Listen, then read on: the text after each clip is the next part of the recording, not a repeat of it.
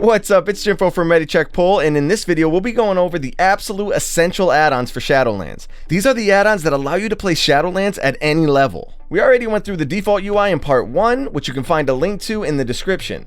Now in part 2, we're going to continue where we left off to turn the default UI into something that's usable at the highest level of rating, Mythic Plus, and even PvP. Now some of you might know a few of these add-ons, but I bet there's a few things in here that might surprise you. Since a lot of these add-ons have crossover between M+, rating, and to a lesser extent PvP, I can't really put them into categories, so I'm just going to talk about each one in a hierarchy starting with the most important ones to me. Just to be clear, my goals in World of Warcraft are Heroic and Mythic rating first, then PvP, and then Mythic Plus. Your priorities are most likely different from mine, so ranking the add-ons is kind of irrelevant. It just helps to make the video a little easier to digest. Alright, let's talk about installing and updating your add-ons. The team over at WoW has made it extremely easy to find and maintain your add-ons in one single place. They're not a sponsor, but I highly recommend using this to manage all of your add-ons. It's pretty much perfect. So let's start with one of the most important add-ons in all of WoW's history, damage meters. Add-ons like Details and Recount can show you simultaneously how much damage and healing your group is doing,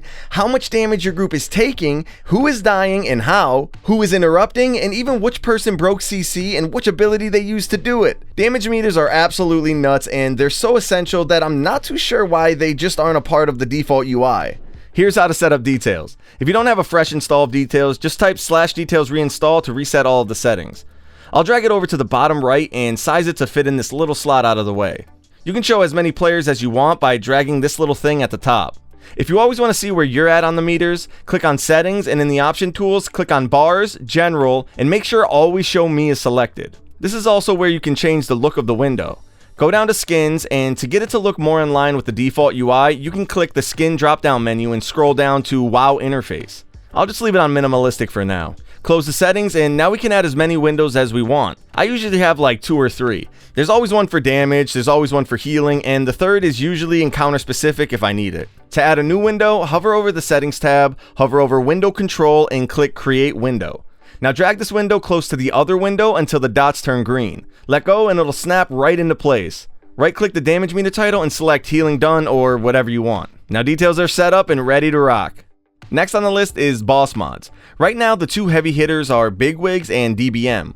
Both work in raid and have extensions for dungeons and PvP. Without boss mods, you're unable to know when most of the encounter mechanics are coming up. With the boss mod timers, you're able to be proactive rather than reactive. And with the alert system that comes with both add-ons, you're able to get instant, meaningful information exactly when you need it. Now, boss mods can tend to get a little overwhelming and can clutter up your screen pretty quickly. So let's go into the settings by clicking on the minimap icon or typing in /BW. You can click Toggle Move Anchors to move all of the bars and text alerts to be a little more out of the way, but also exactly where your eyes are. To see how it looks, click Create Test Bar a few times, and it'll cycle through fake timers and alerts so you can see how they function in raid.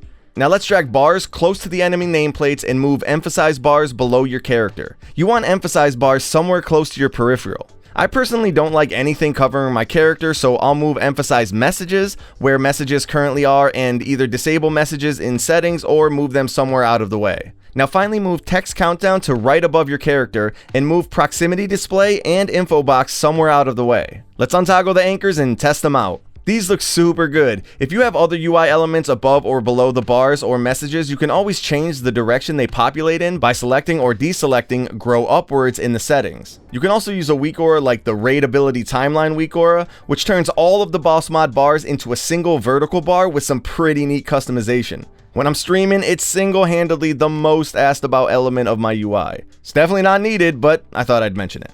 Speaking of Weakauras, that's the next essential add-on on our list. I could make a whole 2-hour-long video about what Weakauras is capable of, but for now I'm just going to go over a few major Weakauras that I use, and hopefully that'll give you a good idea of what's possible. After installing Weakauras, you'll be able to go to wago.io and browse the seemingly endless amount of Weakauras available. Some of the ones that I think are non-negotiable are first, class-specific packs to give you a HUD which shows your spec-specific resources, cooldowns, buffs, and all kinds of crazy things. Putting one of these packs below your character puts all of the information you need in one place. Second are the raid and dungeon packs. These packs are designed specifically to help you manage each encounter with helpful alerts and timers, reducing the chance that you miss an important mechanic. These are typically put close to your character, populating away from your character. Again, centralizing your UI, putting important alerts in your peripheral vision.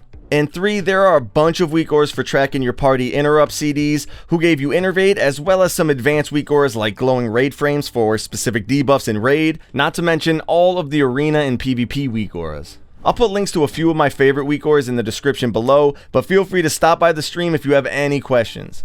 Alright, moving on to PvE only. The next few add-ons I'm going to go through a bit quicker. For raiding, you can't go wrong with GTFO.